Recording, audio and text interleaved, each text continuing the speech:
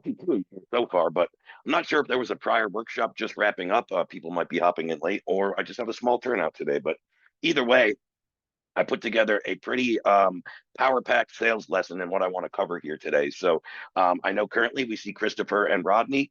Guys, as I'm going through this, if you guys have any questions or thoughts, just type in the chat and I'll either go through them or I'll call on you for questions. And there's always, as you guys know, a live question and answer segment at the end of the workshop as well. Now, kind of what I want to start off with and what I tried to put together here today is number one, I'm not going to be running a workshop for about a month. As you guys may or may not know, I run these every other Tuesday, but 2 weeks from now, I'm traveling and on a mini vacation, not back in town till Wednesday that week. So I'm going to miss that Tuesday workshop. It's already been pulled from the calendar. So I wanted to put something together pretty powerful. And what I thought of was, let me go back to our last month where we just had a new record-breaking month here at AudienceLab. You guys are the only ones on the call, so I'm going to share my screen and share it with only you two for now. These are, again, numbers that I don't share with like prospects or cold clients. I don't mind sharing this with my existing AudienceLab clients, but as you can see by our end of date report in June of 2026 here, we finished with new cash collected of about 286,000. Actually, there was some that came in from a different merchant. We just crossed 300. It was like 301,000. But either way, our company record had been October of 25, right around 250K. I don't have the exact number in front of me, but I know we passed it by about 50 grand this month. So number one, people are still buying, right? I cover this on every workshop. If you have a good product, good marketing, good messaging, anybody that's ever on these calls, whether you're watching live right now or on the replay as a DaaS, you have access to the same product we're selling. So if we can do this, I'm not saying people are going to mirror what we're doing because you might not have the team, the budget, the advertising, all that stuff 100%.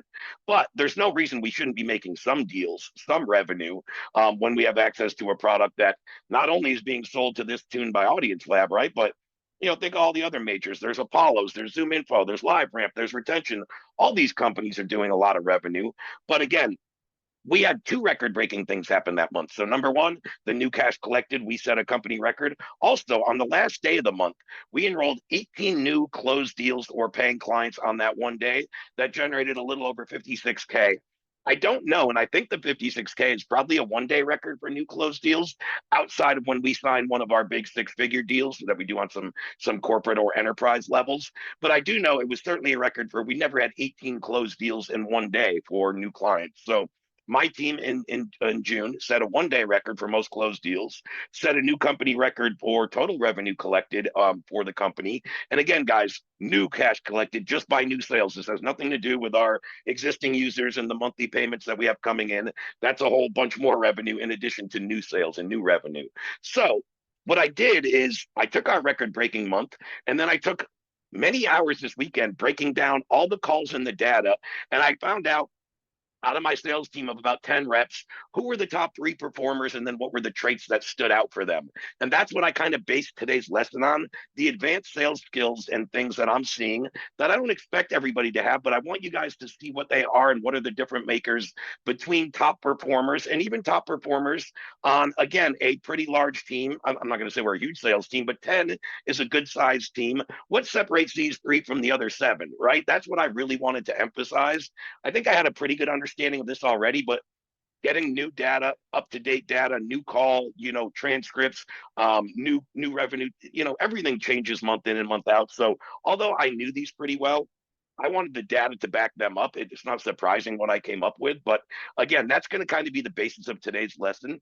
Advanced sales tactics that help you become an A-player rep as opposed to a guy that can just close those kind of layup, slam dunk, just easy sales that they jumped on the call ready to buy anyway, right? Anybody should be able to close those type of people.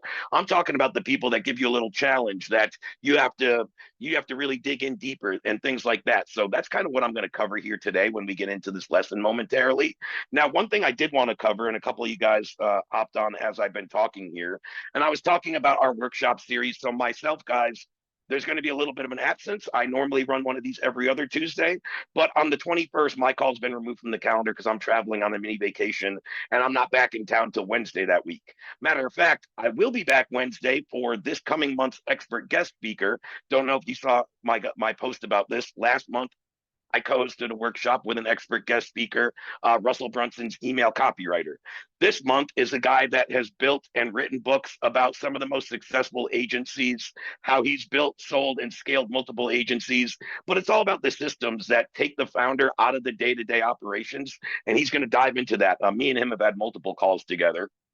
He's also an AudienceLab user and member, but he's like, Ray, some of these agency systems that you guys use that your clients aren't using, he goes, I have all these things blueprinted, broken down. He sent me over his book, which I read through. I think he's going to offer a lot of value. So I will be back to co-host that workshop with him. But 2 weeks from today, on the 21st, I will not be running my normal sales workshop as I'll be out of town, which is why, again, I led off with saying I tried to put together kind of an extra special lesson and really deliver a lot of sales value on this, which goes into, I know some of you guys came in as I was talking about my sales team, breaking records, advanced sales skills. So what I come to find is I wanted to pick the top 5 and just limit it to 5. The top 5 skills, and let me just blow this up a little larger for anybody that might be looking on a smaller screen or whatever. But yeah, let's go through some of these advanced sales skills. And then I put in some other lessons below, because by no means was this actually phase, building out these 5 steps, took me way longer to do the research than it took me to type these out or teach these, right? So I built in some other aspects to the lesson that kind of go hand in hand, are super relevant in our overall sales process. And I put these more in chronological order of when I would be doing these in a sales call, more so than the order of importance, which is really hard to distinguish 1 through 5. You could put those in a number of different orders, and you could ask 5 different sales pros, what's the priority of importance? And you could get 5 different, 1, 2, 4, 6, and 5 different variations. So I put them more in chronological order of where these flow in throughout a sales call process. So number 1, and I actually always come down to this being most important, because if we don't ask the right questions, again, first in terms of the discovery phase, it's going to screw up everything else in the rest of the sales call framework that we're going to go through. So it kind of puts a wrench in the whole machine, and it kind of throws all the rest for a loop, right? So first, and I think this is pretty basic, and I think a lot of you guys have got better at this. I think a lot of people I listen to are pretty decent. As everybody great or perfect at asking the right questions? That's probably really hard to do, and I hear very few of those. But the more advanced aspect of this is, once we've asked the right questions in the discovery phase, whether the second part of this happens in discovery phase or when you're asking questions a little later in the conversation, is kind of situational. It could be one or the other, but the really advanced reps on my team get the prospects to really internalize the problem at hand, the challenge, the struggle, the internal strife. And that's what you got to do. A lot of us, you guys have heard one of my biggest frameworks of selling being telling isn't selling. Anything that I want to scream, Rodney, Georgette, whoever's on the call, you need our help. You need my product, right? I would never say that as a sales rep. I think that's horrible salesmanship, and it comes off as salesy. Where if I can get them to ask a question that they come back saying, Ray, if I had this service, your product, it would certainly overcome this problem. That's so much more powerful coming out of their mouths than out of my mouth as a sales rep or somebody trying to pitch them something toward the end of the call, right? So really important to ask the right questions, get good at asking the right questions, and asking them in the right flow. As you guys know, I have a whole framework for this, which is in the seller resources that I've sent to all of you guys after our one-on-one call together when you enrolled. I bring it up on pretty much every one of these workshops, and I'll be going through it a little as we go throughout the lesson, and I'll go through that framework some as well. Number 2, get them, the prospect, to envision their future self or situation where X is no longer an issue or X result is achieved, right? So let's just say that the problem is, I don't want to go super basic as like lead gen, but let's say the problem is rising acquisition costs and cost per lead, right? That's one that's a little more detailed. It's not just as generic as lead generation, right? It's actually cost per, and then we're very specific about a couple of those categories, right? So now I want them to envision a future pace where, hey, what if in your business cost per acquisition and cost per lead were no longer a big issue, and I could show you how to drop those costs almost overnight? What's different in your business? Get them to envision that. Or, hey, Bob, if you're able to drop your cost per lead and acquisition from $100 down to $60, what will that do for the profitability of your campaigns? Well, Ray, if you're able to drop my cost per lead and acquisition by about 40%, I can just do the math. My profitability is going to go up by approximately 40% of that campaign. Great. I agree, Bob. And if your profitability, your campaigns go up by 40%, is it more than worth enrolling into my platform and my software to get that result? Well, yeah, Ray, totally. Boom, right? So again, that's a really good one. And I don't I personally don't think this one's too advanced, but I did realize the lower reps on my team in terms of producers, and I actually put together a training just for them once I noticed this, aren't doing this consistently enough. They're doing it on certain calls, but not on others. They're like, hey, this is important this time, but it's not important this time. In my opinion, going through this aspect or exercise is important on all sales calls. So it shouldn't just be situational or circumstantial. Now, I'm going to go into this and do this differently for different problems, different results, right? But it doesn't mean overall this whole aspect should be overlooked ever, in my opinion. Um, this one is certainly a more advanced rep as opposed to a more entry level or newer rep, whether on my team in the world of sales to a new product. That can correlate to a few different things, but it's really the ability to challenge prospects. And in doing so, the ability to hold them accountable to their own words. This also ties back to number one, in a sense, on this list, meaning holding them accountable to their own words. If I ask the right questions in discovery while getting them to internalize the strife, the problem, the challenge, I'm going to find out what I'm later going to hold them accountable in terms of a tie down. That could be, hey, Ray, if I don't get this problem solved, I don't know if we'll be in business from a year from now. It could be, hey, Ray, if I don't increase the profitability, I can never take my wife on that dream vacation she's been planning about. Whatever I can extract out of them, I'm going to tie down later. When he says to me, Ray, I just need to think about it more. Hey, Bob, what's there to think about? Didn't you tell me 20 minutes ago that if you don't get this problem fixed, your business could be closed in a year? What's more cost, losing your whole business or making this small investment today? Or, hey, Bob, you told me if you can't get this profitability problem solved, you can't take that wife on your dream vacation. What's worth more, pleasing your wife and having a happy home life, or saving a few bucks because I didn't make an investment? What's more of a priority to you? Right? So that's what I mean by challenge them. And again, don't be rude about it. Don't make up stuff, but based on words that they told me. These were important enough for them to bring up when I'm asking them questions. Then they're just as important for me to hold him accountable to that word later in the conversation when he's trying to find a reason not to buy or to push it off or whatever. Number four, and you guys probably hear me talk about this over and over again, but the ability to customize the pitch specifically and differently for each particular prospect. Example, when I was a full-time sales rep specifically, I would have 8 calls on my calendar for the day. I'm pitching the same product to each person, but I could do it in 8 different pitches.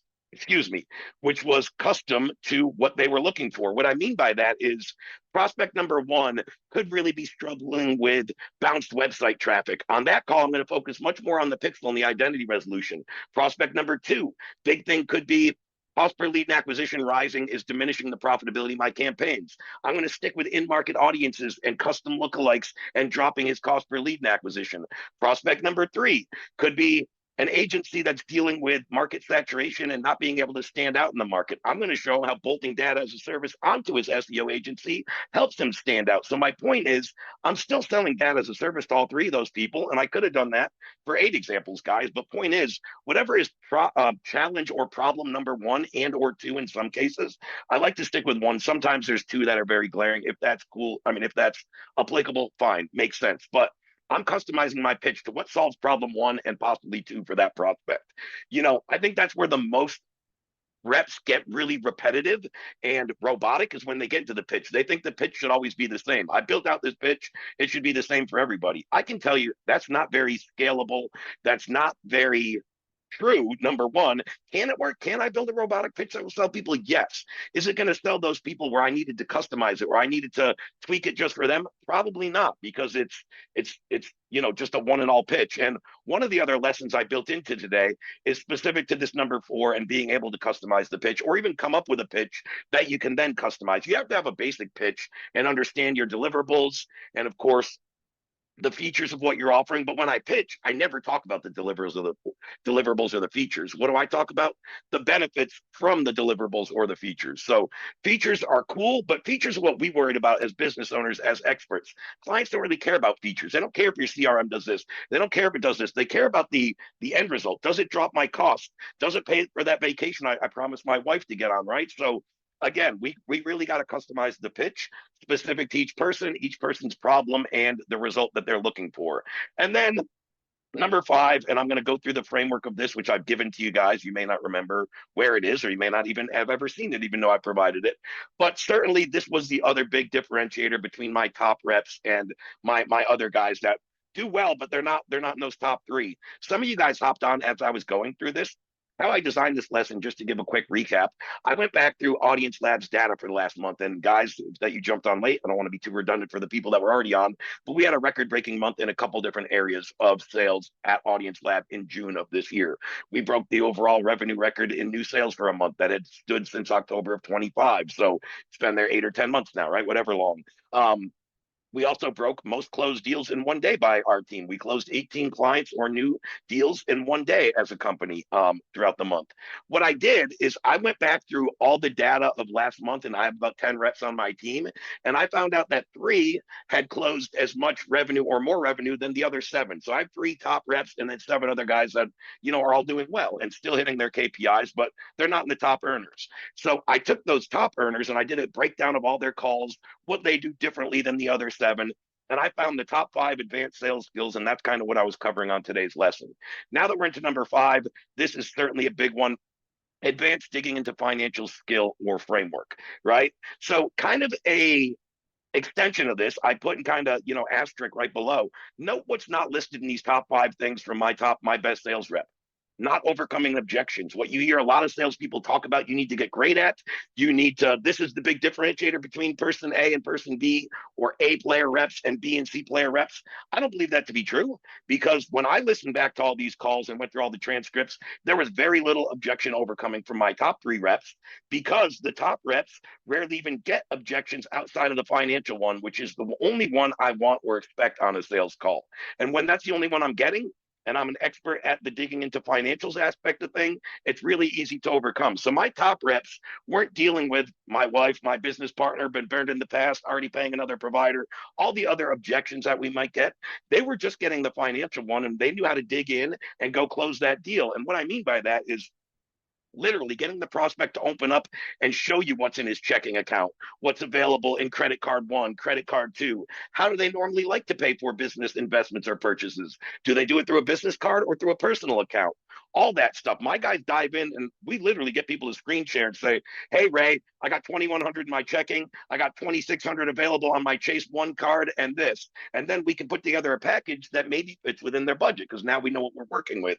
Literally, a lot of people will tell us what they have available. When you actually get them to show you, and now you're like, what I say back to somebody when we kind of get into that is, hey, Bob, so looks like you have 2,100 in checking, 2,600 in your credit, so a total of 4,500. Man, I would never want to leave you with nothing, right? I don't want to take away a mortgage payment or rent or food. So if I were you, I probably wouldn't feel comfortable investing more than half of that. Right now, we have a plan for 2,500 that we could get you rocking and rolling today.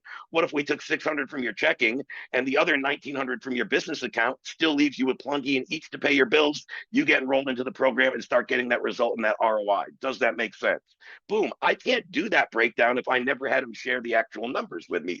I can't do also from a manner of what's in his best interest, right? If a guy ever has a balance of exactly what it takes into my program, and I'm going to put his bank account down to $10, I am not signing or enrolling that guy. I don't feel comfortable with it, to be honest, with any program or product. Nobody's going to get an ROI, especially on a data platform where you got to understand how to build the audience, then understand how to embed it into your marketing campaign, then run your marketing campaign, then book calls, then close deals, right? There's a little lag time before they're going to see a return. I know that, and I build the proper expectations. So, number one, build the proper expectations anytime we're closing deals, and when they should see an ROI. But number two, I've never seen the get rich overnight type of product where I've invested and tomorrow I had my money back. If you guys know where that is, let me know. I'll probably go sign up today. I got plenty to invest, but I only invest in stuff I believe in. So again, I don't like to take people's last dollar if, or, hey, Ray, I'm waiting till Friday to get paid. You can take my whole paycheck. It's like, cool, I love the initiative, but let's build you out a game plan, whether that be today or tomorrow, Bob, where it makes sense for you to enroll, but it's not going to take away your last dollar in your account, or put in jeopardy your rent or your mortgage payment, right? People totally respect when you're looking out for their best interest, and they're like, yeah, that probably is a smart play, right? Let's build out that game plan. So a lot of times when I'm digging into the financials to get them to open up, I say, hey, Bob, would it be cool if we have an open and honest conversation about finances? That way we can build you out a blueprint and a game plan on a timeline on when to enroll, when this makes sense. That could be today, tomorrow, next week, next month, but let's look into it and build that out together. Is that a fair conversation, Bob? Yeah, Ray, it is. And that's a really good way to get them to start opening up about that stuff. So, again, these are the 5 big differentiators I noticed with my top A players as opposed to my B and C players on my sales team. Um, Thought that'd be valuable to share. Now, back to that number 4 where I said I put together kind of a smaller little lesson within that. Let's go into a simple method of putting together your or a basic pitch. Again, plenty of ways to customize this, and I highly recommend doing that. But the 3 main things that go into every pitch that I build for my sales team, for scripts, for some of the companies that hire me to build out sales teams and processes, it always comes down to these 3 things being in my pitch. Number 1, really understanding the pain, and we should have a good understanding of that, but it's not typically what you think, and it's not even necessarily what the prospect says, but more importantly, what they feel, right? So on a lot of times I'll be like, Bob, what's the big problem in your business? Well, Ray, it's my lead gen, and the lead gen I just don't know how to build out a proper lead gen system, or it's inconsistent, or I don't have enough leads, whatever. But the pain is not the actual lead gen. What's the pain behind that? He's not up at night thinking about lead gen in his head. He's thinking about if he can't fill his job, his guy's calendar, does he have to lay off a crew member? He's thinking if he's not profitable enough, again, an example like I used earlier, he can't take his wife on that vacation or buy her the ring he promised or whatever, right? So we really have to understand our prospect's pain. And again, that goes into everything I've been learning and teaching for years, back to my foundational company before AudienceLab called PDOCS. The first acronym in PDOCS stands for P, pain, literally. That's one's pains, desires, obstacles, common beliefs, and steroids. But regardless, diving into the pain, whether you're getting this info from your prospect on the sales call, I personally don't think that's super trustworthy. I think you need to take it a layer deeper. And one way to do that is when they tell you the pain. Hey, Ray, my pain is lead gen. All right, Bob, lead gen. Can you get a little more specific? Lead gen is pretty vague, number 1. And number 2, what's the actual problem that your lead gen is causing you? Is it causing you profitability? Is it causing you stress? Is it causing you to stay up at night? Is it causing strife in your personal life? Tell me a little more about what the actual problem and what's going on behind the scenes, right? So get them to open up more about it, because a lot of times they are very surface or symptom level with their pains in a basic sales call. Guys, odds are if they're on a call with you, it's not the first sales call they've been on, believe it or not.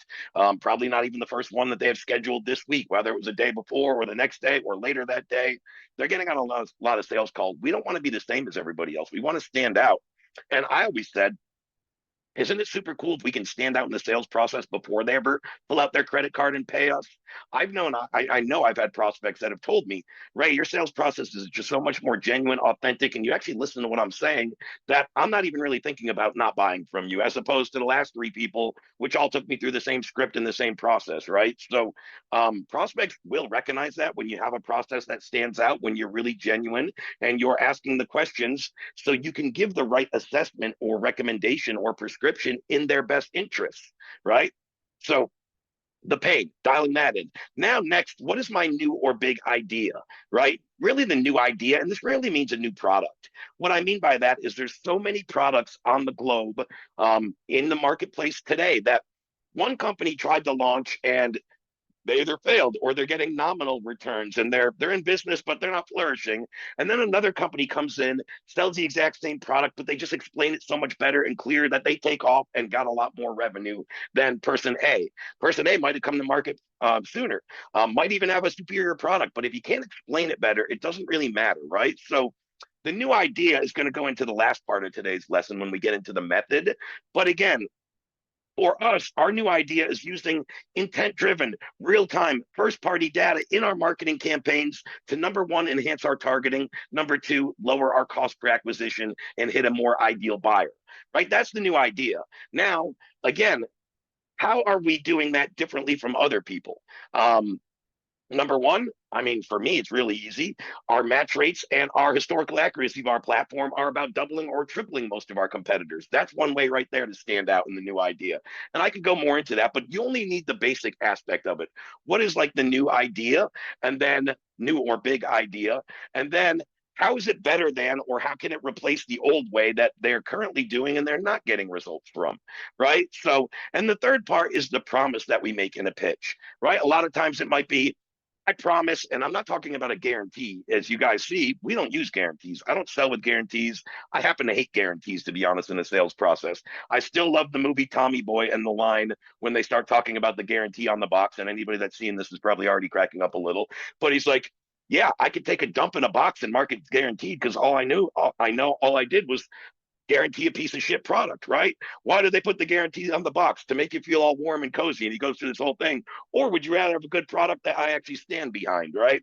That's a little roundabout comic skit from a movie. But point being, guarantees are only as good as the person that says it. And how good is anybody's credibility really, right? How many people have heard a guarantee from an offer? If you don't get this result, you don't pay, or this, and you still got billed and you still paid, and the guarantee ended up being bullshit, or you didn't hit it. So the promise is more about what can I build the proper expectations and the result of the outcome, not a guarantee, but the outcome that you promise. So I think a vast majority of people get this wrong, especially going back and listening to a lot of people and how they're doing their pitches. And what they're trying to do is get too clever and they're losing clarity. I would rather make the promise of, hey, Bob, I can show you how to drop your cost per lead and acquisition by approximately 30% without changing anything else in your campaign. Same budget, same creative. Only difference is my audience versus standard meta targeting, and we're going to drop your cost. That's a very clear promise, very specific, and not super clever. You don't have to be clever. You need to be clear in your process. And a lot of people confuse, I should say, clear in your promise. A lot of people get confusing in their promise. And hey, I guarantee you to grow your business by 30% in the next 6 months, or you get to work with me for an extra 6 months. Again, that's kind of more of a guarantee than a promise. And what good is that? So if I don't reach the goal in 6 months of working with you, you give me 6 more months of not reaching my goal for free? Like, really, it's not a clear promise. It doesn't offer me any value from a consumer standpoint, right? So the other thing I think a lot of us don't do when we're selling a product is, do you ever put yourself in the prospect's shoes and ask, if somebody said that to me, would it intrigue me? Would it interest me? Would it offer me value? If you're not asking yourself those questions and really putting yourself in an objective prospect's shoes, how can you really expect to know the replies that you're going to get when you ask the prospect these things? Or why would you be surprised when they're not interested or intrigued by your pitch? Because you've never even kind of role played it through your own head and said, would this be appealing? Would this interest me? If you can ask yourself that honestly from an objective standpoint, and you say, no, this isn't too enticing. No, this isn't too intriguing. I better hope you're going back and changing that before you're running it forward and using that pitch or that messaging to your prospects, right? So that's another thing. Very simply, put yourself in the prospect's shoes and say, hey, if somebody made me this promise, would it offer me value? Would I understand it very clearly? And would it entice me to move forward? Or would it give me more hesitancy and more reasons to kind of bow out and kind of give some objections, right? So again, if you can just put those three things together very specifically and more in depth about the emotion, not what they say with the pain, a new idea that leads into a method that is better, faster, bigger, right? We always say we want to do things better for people, faster, cheaper, done for them. Those are the main things that people pay high ticket fees for. They always kind of fall into those 4 or 5 buckets that I just mentioned. And then getting the promise right and making that promise in your pitch. Hey, I promise if you try this software, you're going to see these results within the next couple months, barring you follow the steps that we tell you how to do it, etc. And then the last thing I want to dive into is like the main part of today's lesson is I get this often. I've actually got this on 2 of my one-on-one calls with new AudienceLab clients just this week. And we're only 2 days in where they're like, Ray, I don't really know what niche I want to go into. Ray, I have a little bit of a dilemma. I'm open to anything. Give me your advice, right? So I put together 2 main things. Number one, I think too many people try to pick a niche before they do the prep to that. And why I say that is I firmly believe that the method outweighs the importance of and shapes how I select a niche. So there's 3 main rules to follow and what I mean by this. But again, the method is going back again in conjunction with the new big idea. That's the method. And this is more important than and is integral in choosing a niche. But it's much more important to have a method and be very specific. So what do I mean by that? So some people, like when I ask them really quickly what they do, they say, I help women grow their business. There's no method in there. There's two things. There's a categorization and there's a demographic. Women are a demographic. Helping them with business is a classification. There's no promise, no specificity, and certainly no method of what's going to take them over the edge. Whereas saying, I teach female entrepreneurs how to balance their time from a home life and an online business through online seminars. That is much more specific, much more of a methodology, and makes a lot more sense when I'm explaining it to somebody. Now, to come up with that method, the three things you need to ask yourself as a prerequisite, and my challenge to you is, can you guys answer all these in one quick sentence right now, off the top of your head? If not, you already have to go back and do some research and tweaking with the method and how you have your pitch or your offer worded. And we're going to get into that a little more. But number one, who is my ideal buyer? We should all be able to say that very clearly. If not, go back and you get back to the drawing board. Number two, or B, what is my ideal client's ideal outcome? If they buy, when they buy, what are they looking for? Is it lower cost per lead? Is it more profitability? Is it more time back in their life? Is it a family home? Like, what are they really looking for? What's their ideal outcome? And then see, what method are they currently using, in quotations, that isn't getting them to their ideal outcome? Because if they're still looking for solutions or on this call or replying to your marketing, they probably haven't achieved their ideal outcome. Because if so, odds are they're not searching for that outcome if they've already achieved it, right? So I like to look at what are they currently doing. And once I know that, that's new method versus old method, or big idea versus your old crappy idea. Hey, you're currently using SEO. Do you know why SEO is dated and being replaced by AI almost exclusively across the industry? Do you know how simple it is nowadays to anybody to become an SEO pro? Or boom, I could show you a new way where we could just take intent data list. I would keep doing the SEO if you live by that, Bob, and that's your skill set. But we both know the SEO is a long-term play that happens over months. What if I could show you a way to get in-market leads that we could plug right into meta ad campaigns today, get some immediate wins as we're working the long-term SEO play at the same time, right? Boom. So again, I'm just doing these off the top of my head, guys. I could probably come up with even better ones, but I think these are pretty simple analogies that correlate to what I'm saying here. Then the second aspect of, the method is, I've always talked about awareness and sophistication level, and I want to simplify this even more because you guys know from my old teachings when I go through the PDOCS method and the 5 stages of awareness. For anybody that's unfamiliar with this, I think everybody in marketing, I tend to think everybody knows this. I should be smart enough to know everybody doesn't know anything. There's always somebody that hasn't heard this. But the 5 main stages of prospect awareness or sophistication goes from unaware, problem aware, solution aware, product aware, most aware. That's kind of the chain. I've always taught that. I think a lot of us are familiar with that. We've seen it in somebody's books, training lessons somewhere. But I can specify that down to 3 levels. There's more than 5 that we kind of know and teach. And as I go on to say here, guys, think of these 3 levels like a circles in a target, each one representing different levels as near, mid, and far. So I made a stupid little simple graph with my raised lack of imaging skills here, but just very basic, right? So these are our 3 levels, right? White near, red mid, white far. So we can look at these as any type of traffic source. Let's start with, I think, a good analogy. Let's just start with like a real basic analogy. Let's say the near is a pond, the mid is a lake, and the far is an ocean, right? So a pond, you think of a small body of water. A lot of fish are all in one dense area.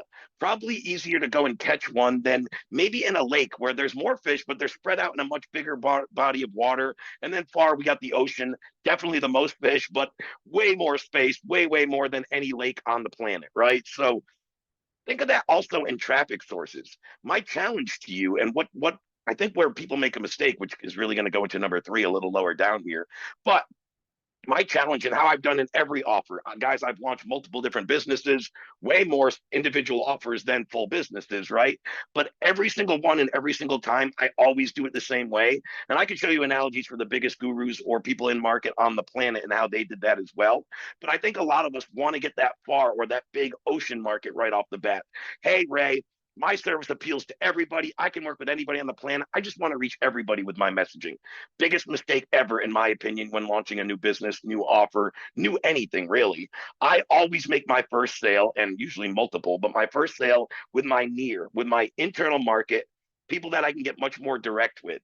This also kind of applies to my marketing. So with like a near audience, I might say something like, hey, I could show you how to build more revenue into your existing agency by bolting data as a service onto your existing offerings and having a new revenue stream. My mid messaging might be to a more general market.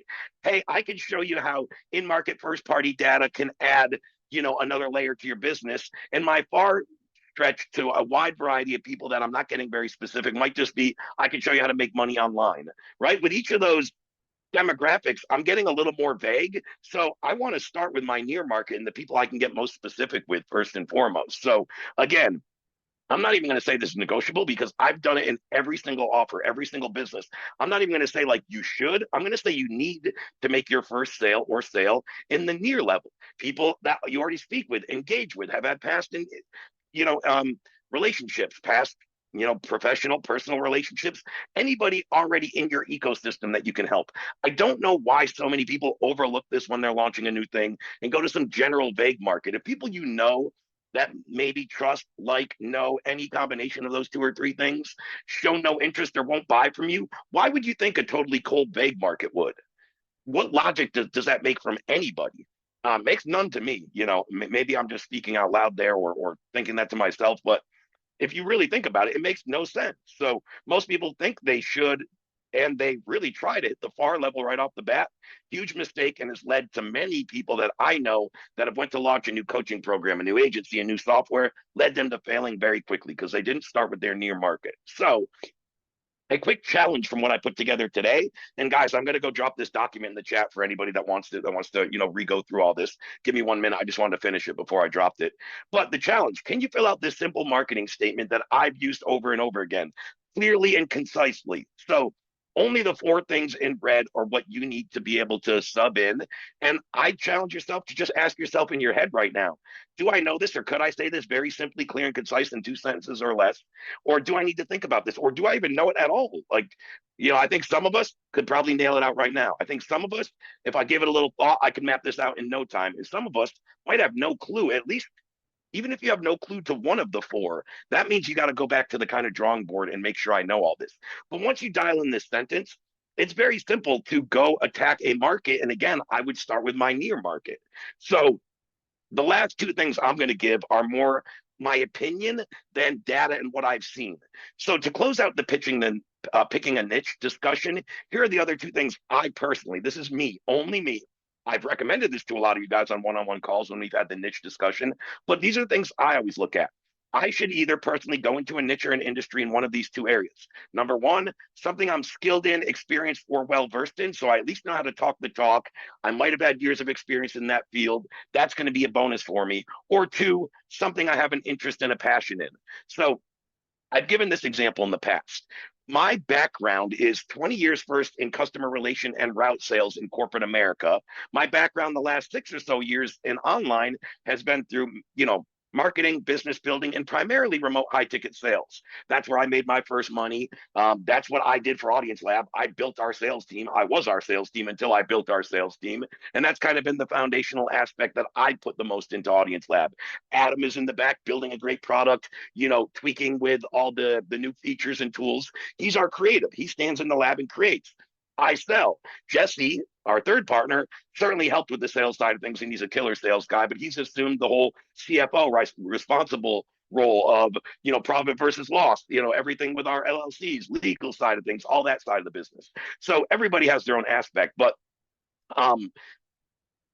yeah, anyway, that's a little bit of a sidebar, but let's just say I wanted to go spin up my own new side DaaS agency tomorrow. Now, guys, if I had the time to do this right now, and really if I had the need, I would probably be doing this or have done this. Number one, I don't really have the time. And number two, I do pretty well for myself being a co-owner of this company. I don't have the need for my own other revenue stream right now. I have multiple. But if I was, or the next one I'm going to go do, number one, I would look at something I have past experience. So I might go into a business that's through transportation and logistics since I did route sales for 20 years. I know how to talk the talk. I know what those guys do. I know the problems they face. I know solutions in that industry, right? More specifically for me, I like the second one personally, something I have more of an interest or passion for. So at least when I'm doing my outreach and my sales calls and meeting with my market, I'm enjoying it and I'm having fun. So for instance, example might be redundant to some of you guys, but anybody that doesn't know this about me, I'm a huge live music junkie. I've been to somewhere between 500 and 1,000 live concerts. People pay for therapy or a psychologist. Me, I go to a live concert and I kind of get reset and feel grounded, and that's my happy place, right? So if I were to spring up a new DaaS agency tomorrow, personally, I would probably target local guitar shop stores that I know are selling Fender Stratocaster models. Why? Because number one, I know those go for a minimum about $3,000 for the basic model, up to 10K and more for the bells and whistles models. So I could send that guy a couple of clients into his guitar shop, and it would make a difference of tens of thousands of dollars with just a couple of deals. Number two, and perhaps more importantly in this, in my opinion, when I reach out to call Bob's guitar shop, down the street in town, I could literally talk about all the local guitarists, live bands, live music, and then I could segue from that icebreaker conversation into, hey Bob, if I could drive an extra 5 guitar buyers into your shop each month, would that make a difference in your business? Well, hell yeah, Ray. My cheapest model is 3 grand. 5 guys at my cheapest model makes a $15,000 business in mine. Well, we probably know all 5 won't buy the cheapest. So even if one buys an upscale model and 4 buy the cheapest, we're talking 25 G's in new revenue just by a couple clients. Great. This is what I can do for you, Bob, to drive those buyers in and then have the conversation, right? So for me, it's an easy segue. Talk about something I'm interested, I'm passionate about, build up rapport, and then switch into how I can help that guy. So that's everything that I kind of wanted to cover. I turned this, you know, advanced sales skills and aspects of an A player, the 5 top things. And what I found was, as I was going through it, I wanted to make a couple more lessons specific to the pitch, specific to the method, and talking all about that. Dialing in your refined marketing statement right there is really helpful. And then just give you some thoughts on how I attack picking a new niche when I go into it. So, guys, excuse me, now what I'm going to do, give me one sec, I'm going to go grab the link to this document and throw it in the chat for anybody that wants it. You guys have been following along throughout the call.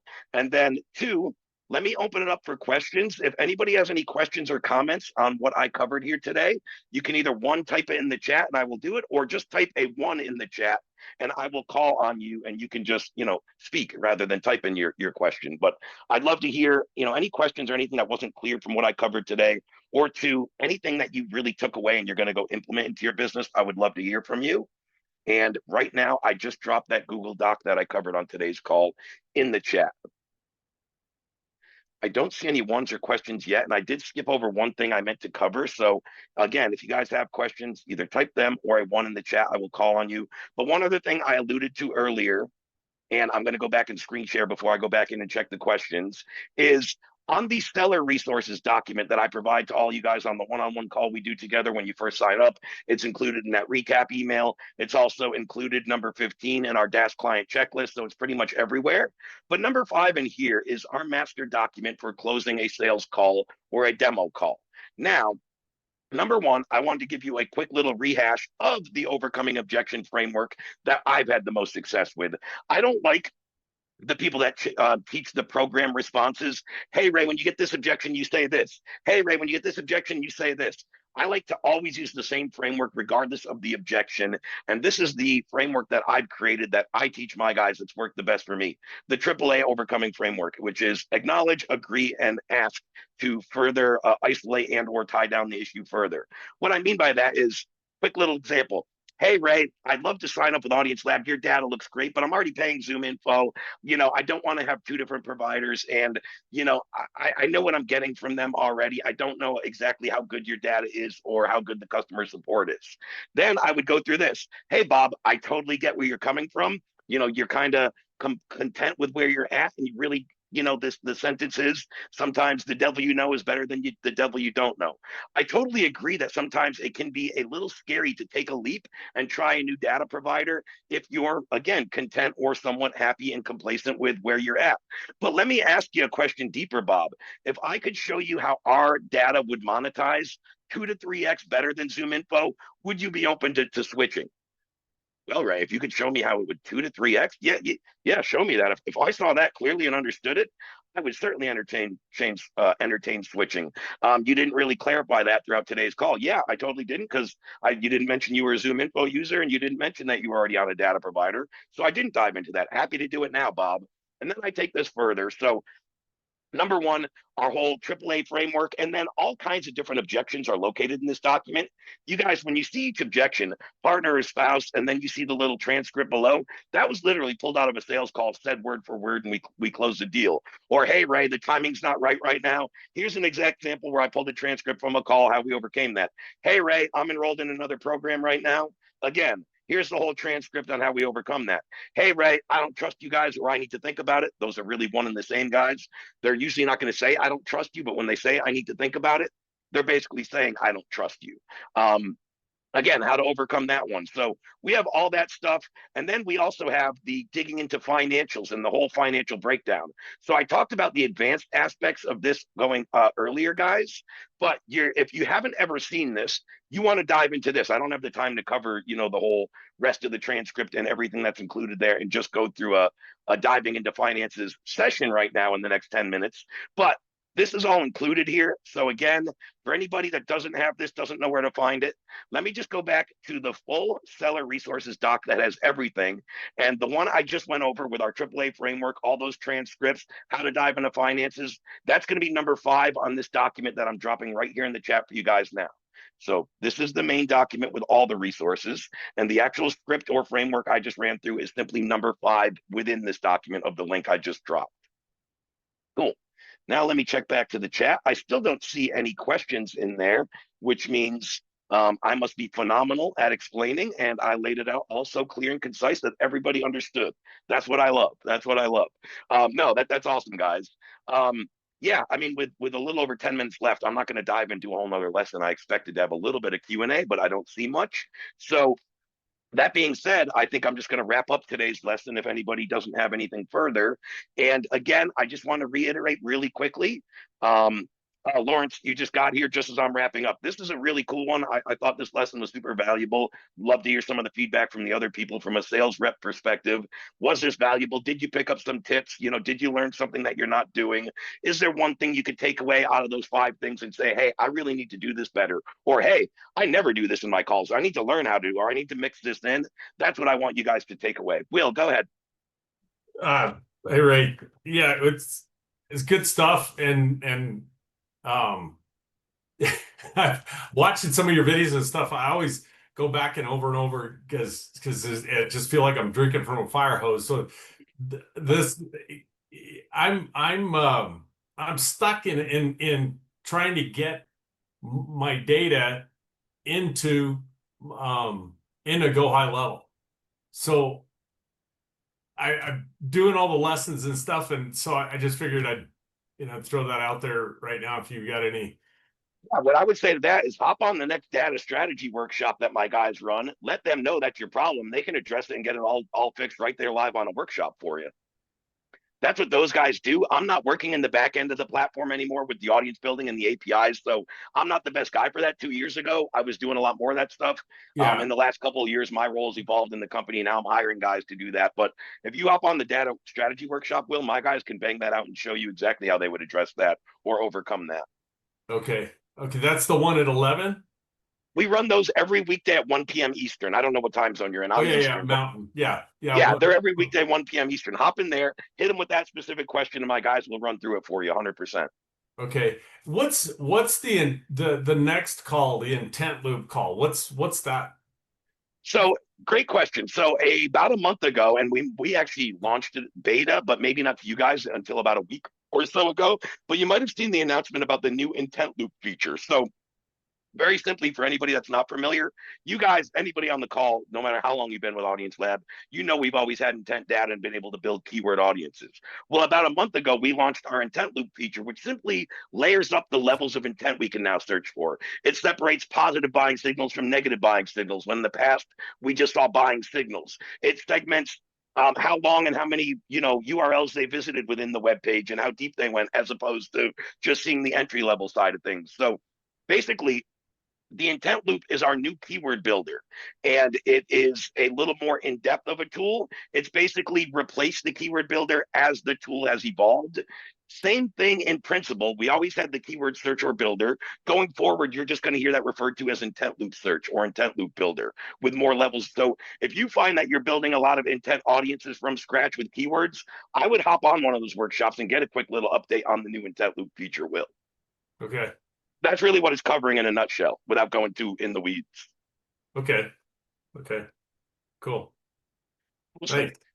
And then, guys, last thing I want to quickly reiterate is I had just mentioned at the top of this workshop, and I know, Lawrence, and there's a couple people that came in, as I was going through it, but I normally run these DaaS sales workshops every other Tuesday, as you see right here, Tuesday, 3 p.m.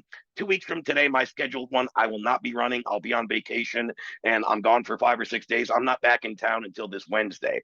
However, Wednesday of this week, which is the 22nd that I'm on, we do have an expert guest workshop from somebody outside of AudienceLab. He's actually a client, a user, but he's kind of outside of our ecosystem. Somebody I became good friends with. I've read his book. He and I have multiple calls together, and he just helps agencies build systems so they are not founder reliable. You don't have to be in the business every day. Systems can start to run your business for you. I love what he said to me one day. He goes, a lot of people started their business, and what they know, or what they now know, is all they did was give themselves another 9-to-5 job that they're trapped into, right? You want to be founder free from a business that can run without you. So Michael has some great strategies and approaches on how to build systems into an agency. Even if you're still in the earlier stages, around 10 or 20K a month, that's where it really helps to have systems built in. So you are not founder reliant. You don't need to be in the business full time, 40 hours a week to get it from that 10 to 20K a month up to 50, up to 100. Most of the clients Michael works with are more established, probably around that 100K a month and beyond range. But he's like, man, if these people put the systems in back when they were around 10 or 20K, they would probably never be on this call with me now at 100K looking to scale, right? So anyway, this workshop all around any of us running an agency that really feel like we're too embedded in the business, that really feel like we don't have the systems for it to grow without us being there all the time. That would be a great workshop. I'd recommend hopping on, and I'm actually going to be co-hosting on that one as my first day back from vacation. So just wanted to drop that quick little update or note for anybody that hopped on late. And as our last thing before I log off, as I cover every single week. For anybody that hopped on late, may want to watch this back, whatever, or may want to catch some of my old workshops, my replays every week are loaded right into this main toolbar here where I'm hovering my mouse, announcements, tech support. Click the more button, click sales. All my workshop replays are in there. So I ran one 2 weeks ago, there's the replay. I ran one 2 weeks prior, there's the replay. Today's will be in this channel by the end of the day, and I always put all the resources that I covered and documents down in the description of the video. So just again, a recap for anybody that jumped in late, wants to catch it, or wants to go back through any of my other workshops. All right, guys, that's going to wrap it up for today. Thanks for everybody's Ray, time. one last question. Go ahead. My bad, Will. Go ahead. That's all right. I didn't know that's where your replays were, so I'm gonna go start watching those. If I have questions and stuff there, where can I message you? Just shoot me a DM right from the school community. Oh, okay. Right through school. Okay. Yeah, I check that multiple. I check it more often than my email. Email, you'll get a delayed response. You DM me, you'll get a faster response. Sweet. Okay, cool. Thank you. Yeah, and just for anybody else, great question, Will, but just for anybody else that doesn't know, right in our school community, hold on.